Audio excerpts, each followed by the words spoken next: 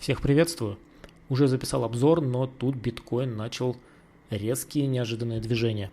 Поэтому все, что хотел сказать, запишу еще раз, но на этот раз быстрее. Биткоин. Что у нас с ним сейчас происходит, по моему мнению? В прошлом прогнозе я рассчитывал, что он сходит и обновит лои, но этого не произошло. Никому не дали закупиться еще раз, поэтому, скорее всего, движение завершилось. Эту зону можно удалять. Что у нас сейчас происходит? Вот это как раз таки похоже на заходной импульс. Если перейти на часовики, то был 1-2, сейчас идет волна 3, будет откат, и дальше волна 4 и 5 с последующим ростом. Давайте сейчас отмечу, как я вижу эту структуру. Дальше мы должны пойти в еще один импульс, если это, конечно же, является заходным. Куда мы сейчас идем, пока не особо понятно, потому что движение очень резкое, очень сильное. Можно приблизительно расчетную зону обозначить. Давайте я это сделаю. Если это волна 1-2, то как раз мы примерно и завершили импульс. Вот так я рассчитываю, что пойдет движение. Цвет я сейчас поменяю. От коррекции я планирую покупать с соответствующей установкой стоп. Давайте посмотрим по эфириуму.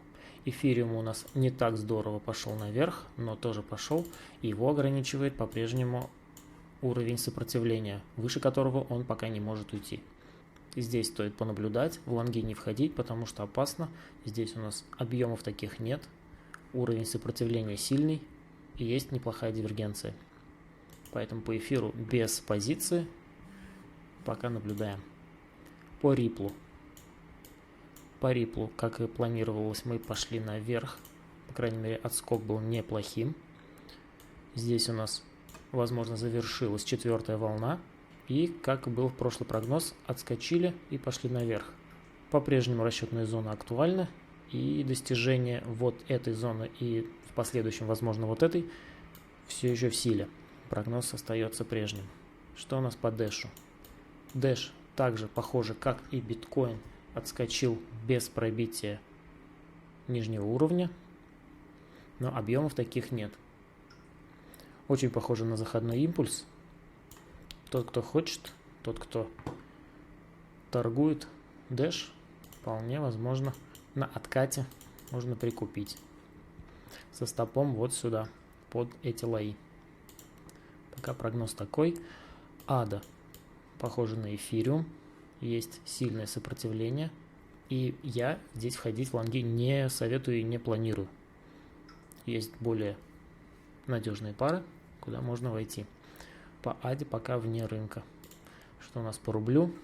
Рублю у нас намного предсказуемый, чем по криптовалюте. Также отскочили по плану и идем наверх.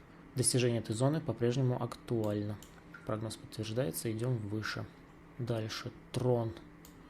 По трону я тоже мельком посмотрел, но здесь ничего такого явного нет. И здесь, конечно, похоже на то, что мы пойдем все-таки наверх, так как здесь 5 волн, здесь 3 коррекционные. Как минимум мы пойдем повыше. Давайте нарисую, куда жду трон. Трон жду немного выше, хотя бы вот до этих хаев, возможно, даже и дальше. По лайткоину также мы пошли по плану. По лайткоину, кстати, мы пробили хаи, пробили лои, извиняюсь, получили хорошую дивергенцию, рост объемов, и, в принципе, можно рассматривать покупки. Вот от этих уровней, от коррекции, можно рассмотреть покупки, если вы хотите закупить лайткоин. Но будьте внимательны, здесь уровень сопротивления, от которого мы можем оттолкнуться. Пока прогноз такой. Так, Ethereum Classic. Меня еще просили посмотреть в комментариях к прошлому выпуску. Здесь мы видим очень хорошие объемы. Что у нас в плане последнего движения? Здесь объемы неплохие. Это очень похоже вот на такое движение, на такой импульс. То есть по эфириуму классику я вижу, что мы спокойно можем дойти до вот этих хаев. Давайте по Фибоначчи я отмерю. Посмотрим, куда мы можем прийти. Вот она, расчетная зона, как раз нижняя грань совпадает с хаями. Вот сюда. Но не забывайте ставить стопы. Стопы вот за эти лои.